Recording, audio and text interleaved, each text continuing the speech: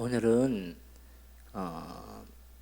이제 11장의 16번째 이야기입니다. 그 중간에 많은 게 생략이 됐어요. 왜냐하면 그 중간에 칼빈이 오시안더라는 이단에 대해서 다루거든요. 그런데 그 오시안더라는 이단이 칭의에 대한 그 이단설을 이야기를 했는데 그게 뭐 구체적으로 이야기가 되지 않고 뭔가 그 시대에 뭔가 이렇게 문제가 있었던 것 같아요. 오시안더라는 유명한 사람이 있었던 것 같아요. 그런데 그 오시안더라는 사람의 자료가 없어요. 딱 그 기독교 강요에만 나오는 내용이라서 이 오시안더라는 칭의를 반박하는, 그러니까 뭔가 행위를 강조했던, 행위로 구원을 받을 수 있다라는 걸 강조했던 이단인 것 같아요. 그래서 그 오시안더 이야기가 한참 나오다가 이제 이 16번째 성경과 칭의에 대해서 이야기를 하는 것입니다. 자, 한번 천천히 찾아보겠습니다. 성경은 칭의를 말할 때에 행위에 대한 생각을 완전히 물리치고 있습니다. 그러니까 행위, 아주 칭의 이야기가 나오면 행위에 대한 이야기는 뭐 우리가 진저리를 쳐야 하는 것이에요. 그런데 여기에서 이제 문제가 있는 거예요. 그러면 신앙생활에 행위가 필요 없단 말입니까? 아니잖아요. 신앙생활, 지금 여러분 당장 이 교회 나와 계시잖아요. 여러분들이 지금 영혼이 이 자리에 와 계신 게 아니라 이 육신이 이 자리에 나왔단 말이에요. 지금 이 피곤한 몸을 이끌고 혹은 컨디션이 안 좋음에도 불구하고 이 자리에 신앙의 의무를 다하기 위하여 이 자리에 앉았단 말이에요. 그러면 틀림없이 이 행위가 중요한 것인데 칭의라는 이야기가 나오면 이 모든 것들이 잠잠해야 하는 것이에요. 이런 것들이 우리에게 어떠한 의도 일으켜서는 안 된다는 것이에요. 그것이 칭의를 온전하게 만드는 방법이라는 것이죠.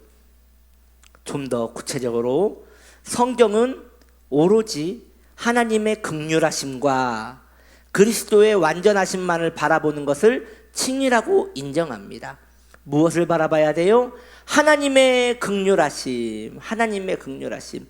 우리는 바리새인과 세리가 하나님께 성전에 나와 기도하는 내용을 알고 있지요.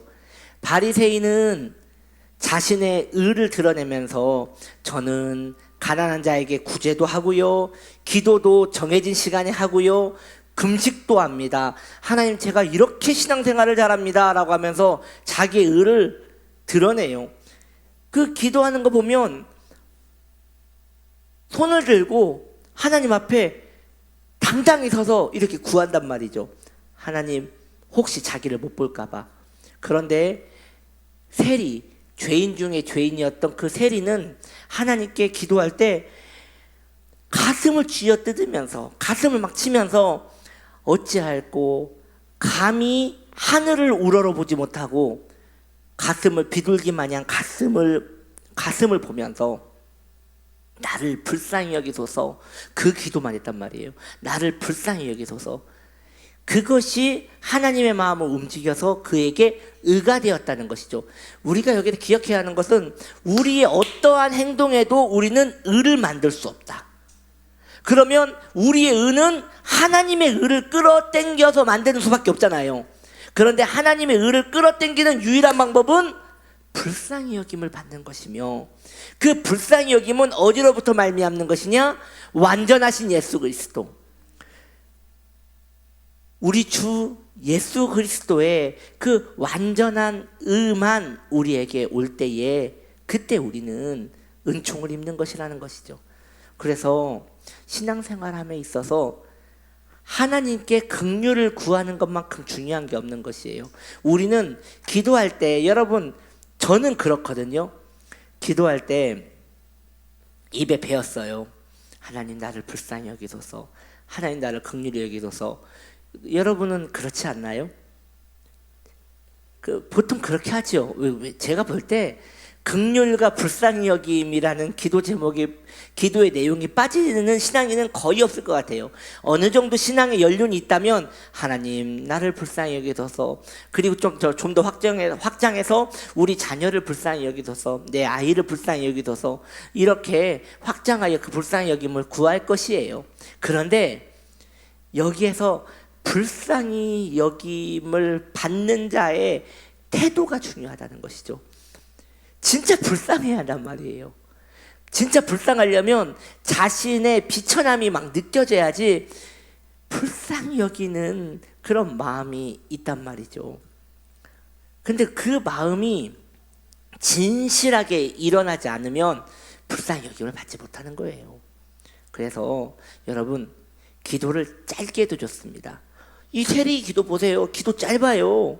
가슴을 치면서 나를 불쌍히 여기소서 하고 나왔단 말이에요. 그런데 하나님께 그 한마디가 상달되어 그게 그에게 의가 되었단 말이에요. 그러니까 우리는 그 한마디 기도를 하기 위하여 오랜 기도를 해야 하는 거예요. 무슨 이야기냐? 처음에는 감정 없이 하나님 나를 불쌍히 여기소서라고 했어요. 그런데 내가 봐도 나를 불쌍히 여길 것 같지가 않아. 내가 봐도 마음에 간절함이 하나도 없어. 내가 봐도 내 마음에 아무런 감흥이 없어. 그러면 또 한 번, 다시 한 번, 하나님 나를 불쌍히 여기소서. 그것을 수백 번이고 하는 거예요. 수백 번이고 정말 나를 불쌍히 여기고자 하는 마음이 나부터 생겨야죠. 나부터. 하나님은 여러분을 원래 불쌍히 여기세요. 문제는 내 자세예요. 자세. 그렇죠. 내가 하나님께 불쌍히 여김을 받고자 하는 마음이 없는데 하나님의 그 불쌍히 여기심, 긍휼하심이 나한테 올 턱이 없죠. 그래서 그 믿음의 선조들은 그런 의미에서 여러분 좀 과할 수 있겠으나 일부러 의자에 앉지 않았어요. 일부러 그 밑에 방석을 놓지 않았어요. 일부러 고통스럽게 자기를 했다고요. 왜냐하면 이렇게 하면 좀 더 불쌍히 여김을 받을 수 있을까 해서. 그렇게 해서 아파도 힘들어도 거기 하나님께 엎드려서 나를 좀 불쌍히 여겨달라고, 나를 좀 불쌍히 여겨달라고 자기를 낮추었다고요. 그러한 마음가짐은 사실 편안한 자세에서는 좀 어렵긴 해요. 어렵긴 해요. 그래서 금식을 하는 거잖아요. 좀 내가 밥을 굶으면 나를 좀 불쌍히 여기실까? 결국 하나님께 불쌍히 여김을 받는 것이 관건이라는 것이죠. 제가 그 전에 기도를 하는데 그 마음에 계속 그 간절함이 생기질 않는 거예요. 그때 이제 막 물질을 구할 때였거든요. 하나님 지금 돈이 필요합니다. 주님 길을 열어주시라고 기도하는데 그 마음이, 그 간절함이 생기지 않는 거예요.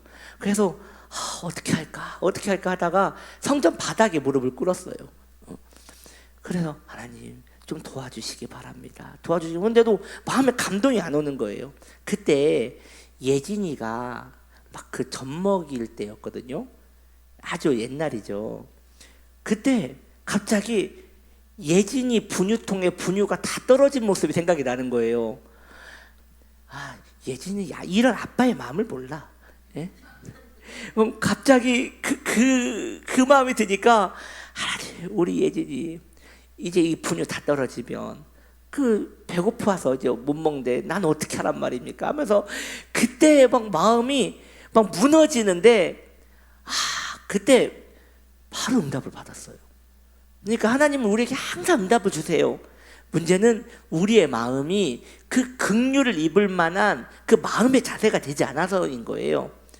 그래서 제가 너무 신기했던 게 즉각 응답을 받았어요. 그때 와락 무너지면서 제가 성전에서 떼굴떼굴 굴렀거든요. 나는 굶어 죽어도 되는데, 나는 굶어 죽어도 되는데 하면서 얘는 내가 못 살겠다고 하면서 막 굴렀는데, 막 그때 바로 이렇게 응답이 되는 것을 보면서 하나님은 얼마나 자비로우신 분이신가, 그에 비하여 나는 얼마나 완고한 사람인가, 이런 생각을 한 적이 있다는 것이죠. 자, 하나님이 죄인을 불쌍히 여기시는 유일한 이유는 죄인의 비참함 외에는 어떤 것도 없다는 것이에요.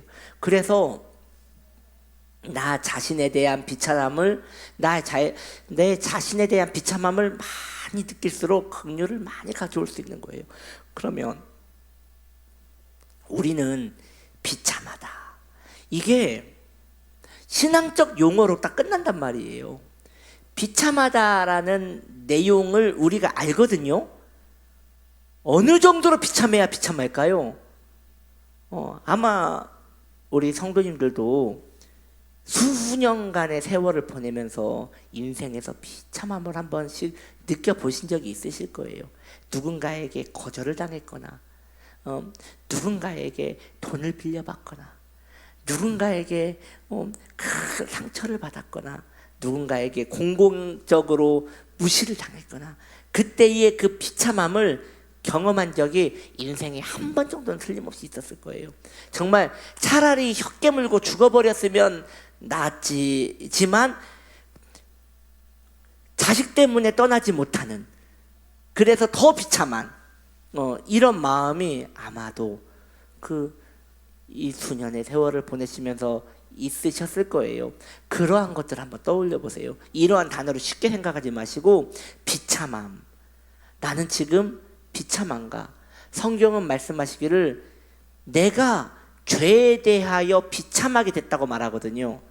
그것을 인지하는 순간, 비참함을 느끼는 순간 하나님께 긍휼을 구하게 된다는 것이죠.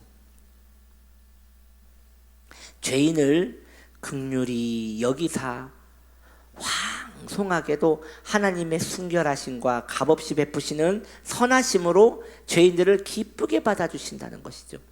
그러니까 용납받지 못할 영혼이, 용납받지 못할 죄인이 용납을 받았을 때의 그 황공함은 가히 말할 수 없을 것인데, 문제는 내가 그런 마음이 없다는 것이죠. 그러니 황공한 마음이 없는 것이에요. 이것이 참으로 신앙생활을 동화책으로 배운 신앙인들이 아닌가. 신앙을 책으로 배웠어요, 뭐 그런 게 아니겠어요. 신앙은 사실 실제적인 것인데 그렇단 말이죠. 여러분, 자, 죄는 너무 고상하니까 일단 좀 우리 피부에 가까운 것부터 좀 이야기를 해봅시다.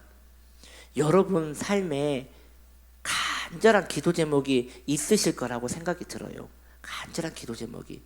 그러면 이 간절한 기도 제목이 내 안에 안타까움이 얼만큼 심하냐는 거죠. 그 안타까움 때문에 내가 잠도 못 자고 속을 끓이고 이것 때문에 너무 힘들면 기도를 하게 되어 있죠. 그런데 그 마음이 사라지면 그런 마음이 내 일상이 없단 말이에요. 스트레스는 받는데 밥도 잘 먹고, 스트레스를 받는데 잠도 잘 자고. 그 너무 이상한 거잖아요. 스트레스를 받는데 어떻게 밥이 넘어가냐는 거예요. 제가 안하도 공부를 하다 보니까 대학원 이제 준비하면서 안하도 공부를 하다 보니까 위장병이 걸렸어요. 밥을 먹는데 소화가 안 되는 거예요. 스트레스 때문에.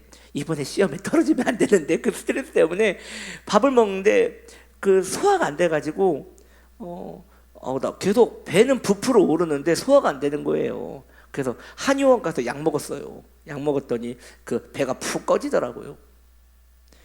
시험 끝났더니 언제 그랬냐는 듯이 속이 편해지고 소화가 잘 되는 거예요. 스트레스를 받으면 몸이 몸살을 해요. 어쩌면 우리가 간절하게 기도하는 그러한 제목이 내 육심도 스트레스를 주지 못할 망정 못할 정도로 나에겐 사실 관심 밖의 문제일 수도 있어요. 그것이 내 진정한 기도 제목이고 스트레스였다면 우리는 기도가 하나님께 긍휼을 틀림없이 입게끔 만드는 도구가 될 것이에요. 마찬가지예요. 성경은 더 고상한 쪽으로 우리에게 너가 그런 죄인이라는 비참함을 좀 느끼기를 원한다고 말하는 거예요. 그럴 때 경건한 은혜가 시작되는 거거든요. 그때 성화의 은혜가 있는 거거든요. 그때 신앙의 도약이 일어나는 거거든요. 아무리 세월이 지나도 신앙의 도약이 없는 이유는 죄에 대한 내 마음에 철저한 자각이 없기 때문인 것이에요. 그게 있다면 이런 비참한 자가 하나님의 은혜를 입었도다라고 하면서 황공함을 느끼며 신앙은 환희로 변하게 되지 않겠어요? 할렐루야. 예, 그렇게 되기를 여러분 소망하시기 바랍니다. 자, 하나님께서는 사람에게 선한 행위가 전혀 없는 것을 아시고 친히 사람에게 은혜 베푸실 이유를 누구에게 찾으세요? 하나님 자신에게도 찾는 거예요. 그러니까 인간은 어떠한 행위로 은혜를 입을 수 있는 자격이 없는 거예요. 간증이 위험한 이유가 거기에요. 간증을 보면요, 인간의 행위로 은혜를 입는 것을 참 많이 이야기를 해요. 지금도 기억이 나는 건데, 그 강사 목사님이 이제 설교를 하는 거예요. 그 설교가 그 국민일보 이제 홍보 설교였어요. 이제 국민일보의 밤 뭐 그런 예배였어요. 그 설교를 하는데 그 목사님이 뭐 이제 유명한 목사님이시죠. 말씀 이름만 알면 얼마나 이야기를 구슬프게 잘하시는지. 어떤 이야기를 하셨느냐? 이제 그 옛날 그 가정부로 일하던 분인데 가정부로 남의 집에 가서 그 일을 하시는 분인데 온갖 수모와 수치를 당하면서 그 돈을 모았다는 것이에요. 모았는데 어느 날 목사님 앞에 와가지고 자기가 평생 모았던 그 헌금을 이것을 목사님께 귀한 곳에 써달라고, 그것을 국민일보를 말하는 거죠. 그것을 딱 드리고 그 목사님이 얼마나 그 성도님의 그 인생을 아니까 정말 간절히 기도를 해줬대요. 그랬더니 그 자녀가 서울대를 가고 둘째는 연대를 가고, 그래서 뭐 지금 카이스트에 있고 그 엄마는 이제 지금 모피코트를 입고 이렇게 지금 그때 그 헌금이 그분한테는 많았겠으나 사실 지금 우리 형편으로 보면 그렇게 많은 돈도 아니었는데 그렇게 두 랩돈의 헌금을 하나님께 드렸더니 하나님께서 만복을 주셨다고 막 그러는데 막 성도님들이 막 은혜를 얼마나 많이 받으시는지 아마 그때 헌금 엄청 거쳤을 거예요. 자, 그런 걸로 은혜를 받는 게 아니란 말이에요. 물론 하나님께 드림으로 복을 받을 수 있죠. 근데 드림으로 받은 게 아니라 드리기 전에 그 상한 마음으로 이미 복이 임한 거예요. 하나님께 긍휼을 이미 얻은 거예요. 그런데 꼭 강조점이 간증은 그 마음은 중요하지 않고 뭔가 이렇게 하나님께 했다. 뭐 이런 이야기들을 계속 한단 말이죠. 또 어느 또 장로님은 이제 그 교수신데 장로 이제 안수집사님이셨다가 장로가 되셨대요. 작은 교회의 그 장로님이 되신 거예요. 그때부터 그 장로된 은혜가 감사해서 성전을 매일 나와서 한 달간 의자를 저기로 밀어서 닦고 의자를 앞으로 해서 닦고 그걸 한 달간 매일 했대요. 어느 날 성전을 밀고 닦고 있는데 그 바닥에 수학 공식이 있어가지고 그것을 받아 적었대요. 영안이 열렸다는 거죠. 그걸 냈더니 그걸로 노벨상을 받았다나 어쨌거나. 그러니까 그 설교를 듣고 아마 청소 시작하신 분 많았을 겁니다. 맨날 성전 청소해봐야 글씨 아무것도 안 보여요. 그 장로님이 그거를 보셨다면 그 마음에 하나님에 대한 간절한 나 같은 죄인을 구원하셨다는, 그리고 이 죄인을 일꾼 삼으셨다는 그런 감동이 하나님이 그 기쁘셔서 선물을 주셨겠죠. 네, 그래서 하나님이 보실 때에 인간의 행위가 들어가는 것은 아무런 의미가 없고, 주님께서는 그분의 의로서 인간에게 주시는 것이라는 것이죠. 그래서 여러분, 하나님 앞에 진실하게 행하세요. 네, 자신의 동기를 헤아려서 하나님께 자신의 마음을 진실하게 행하세요. 하나님께서는 자신의 선하심을 깨닫는 지각을 죄인들에게 주셨습니다. 어떻게 주셨느냐? 죄인이 하나님의 선하심을 깨닫게 되면 어떻게 돼요? 절망하게 돼요. 이게 하나님의 선하심을 깨닫는 방법이에요.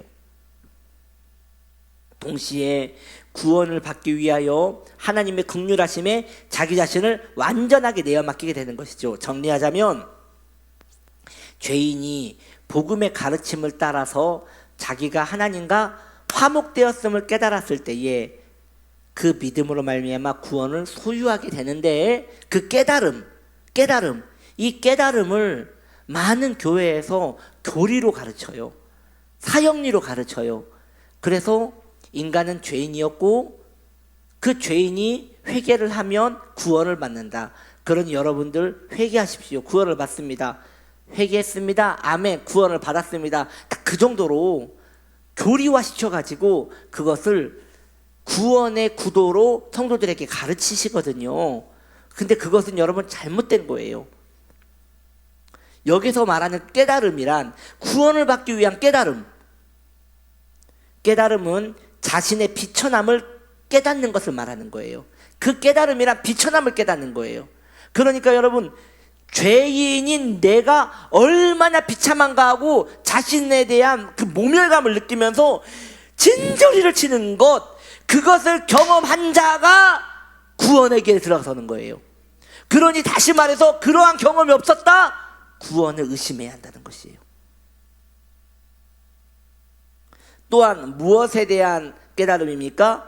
하나님께 그러기 때문에 이 죄인, 이 쓸모없는 자가 하나님께 내 인생을 완전히 드려야겠다는 그 깨달음.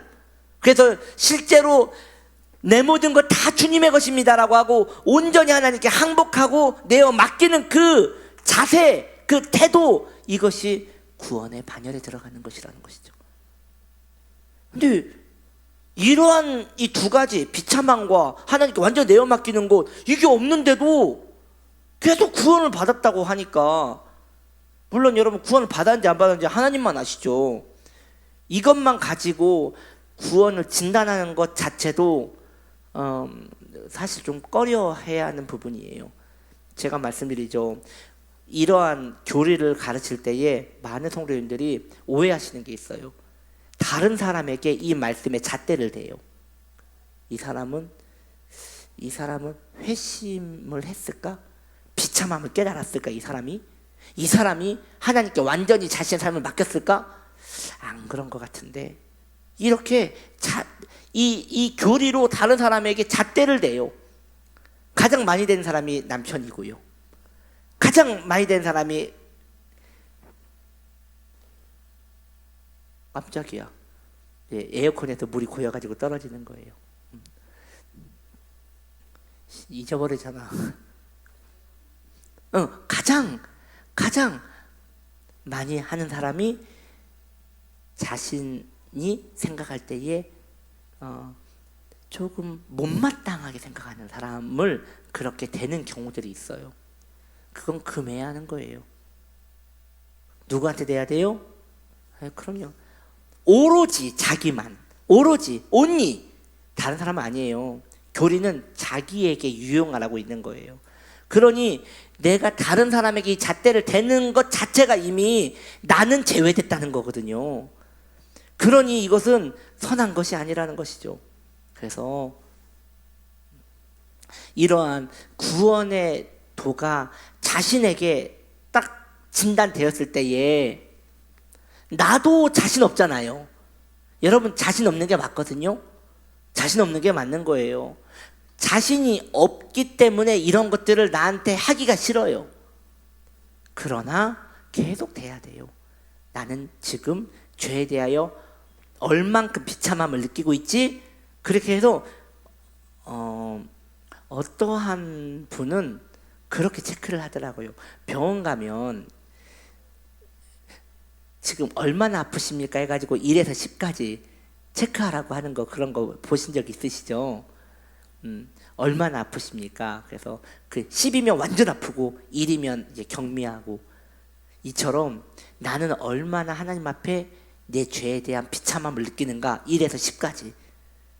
거기에서 그 느끼는 만큼을 체크를 하면 뭔가 더 실제적인 신앙관을 가질 수 있다는 것이죠. 한번 여러분 생각을 해보시는 게 좋아요. 제가 볼 때 5 이하면 위험한 거죠. 5 이상이라면 나쁘지 않은 것이죠. 어떠한 분은 C 플러스 알파까지 간다면 더 좋은 것이죠. 그래서 비참하기에 하나님이 아니고는 아무것도 할 수 없는 그런 인생이 된다면 신앙이 얼마나 경건하시겠냐는 거예요. 아멘. 그래서요, 그리스도의 의의 중보로 말미암아 죄사함을 받았을 때에 자신이 의롭다 하심을 받는 것입니다. 예. 우리 주님의 중보로 우리는 의롭게 되는 것이에요. 하나님의 영으로 말미암아 중생한 자는 자기의 선행을 의지하지 않습니다. 네. 마지막입니다. 그러므로 오로지 그리스도 안에서 자기를 위하여 보관되어 있는 영원한 의만을 바라보며 생각하며 살라고 하는 것입니다. 여기서 중요한 게 생각하다예요. 생각하다. 자, 나는 내 죄에 대하여 얼마나 비참한 생각을 가지고 있는가, 나는 내 죄에 대하여 얼마나 비참함을 느끼는가, 이런 걸 생각하기 싫잖아요. 생각하셔야 돼요. 고요한 시간에 그것을 생각하셔야 돼요. 그러면 목사님, 생각한다고 한들 뭐가 남습니까? 남는 거 없을 거예요. 단 무거워져요. 생각이 무거워지고 신앙에 무게가 생겨요. 그리고 그로 인하여 하나님 앞에 나아가는 것이 더 조심스러워지는 거예요. 그것이 우리의 신앙에 큰 도움이 될 것입니다. 우리가 하나님께 우리의 삶을 내어 맡기지 못하는 이유는 비참함을 덜 느끼기 때문이고, 비참함을 덜 느끼는 이유는 그것에 대하여 생각하지 않기 때문인 것이에요. 생각은 언제 많이 일어나느냐? 여러분, 책을 읽으실 때 생각이 많이 드는 것이고, 성경을 읽으면서 묵상하실 때 그런 생각이 많이 드는 것이에요. 데살로니가 성도들처럼 정말 그러한가라고 하면서 곰곰이 내 자아에 대하여 생각을 해야 하는 것이에요. 우리 고민 많이 하잖아요. 골똘해진다고 얘기하잖아요. 별로 의미 없는 것에는 골똘해지거든요. 그런 것들은 정말 답이 없는 거거든요. 내 몸이 이렇게 아픈데 어디까지 아플 것인가? 이거 아무런 의미가 없는 거예요. 아프겠지. 나중에 내 자녀는 어떻게 될 것인가? 이거, 그런 것은 고민을 해봐야 답이 안 나오는 것이에요. 그런데 나는 지금 내 죄에 대하여 얼만큼 비참함을 느끼며 살고 있는가? 이러한 것들은 고민하고, 나는 하나님과 지금 얼마나 가까운가? 잠깐 멈추어 서서 자기에 대하여 곰곰하게 생각을 해보는 것이에요. 그래서 우리 옛날 믿음의 선조들은 생각만 하지 않고요, 그것을 영성일기라는 걸 썼어요. 한참 유기성 목사님이 영성일기라는 것을 창안해 내셔가지고 많이 유명했는데, 사실 그게 유기성 목사님이 한 게 아니라 옛날 청교도들은 다 했던 거예요. 그것을 이제 어떻게 보면 유기성 목사님도 청교도의 전통을 이으신다는 마음에서 그렇게 하신 거겠죠. 그렇게 한번 자신의 마음을 글로 한번 훔쳐보는 것이죠. 그렇게 오늘 말씀을 정리하면 성경에서 말하는 칭의는 무엇이냐? 내가 비참함을 느껴 하나님의 의를 얻는 것이다. 예. 그러면 목사님, 비참함도 행위 아닙니까? 아니죠. 자기의 처지를 알게 된 거죠. 어떻게 자기의 처지를 알게 된 게 의가 될 수 있겠어요? 그렇게 자기 자아를 잘 살펴서 하나님의 의로움을 얻는 주님의 칭의를 입는 백성들 되시기를 예수님의 이름으로 축복합니다. 네, 기도합시다.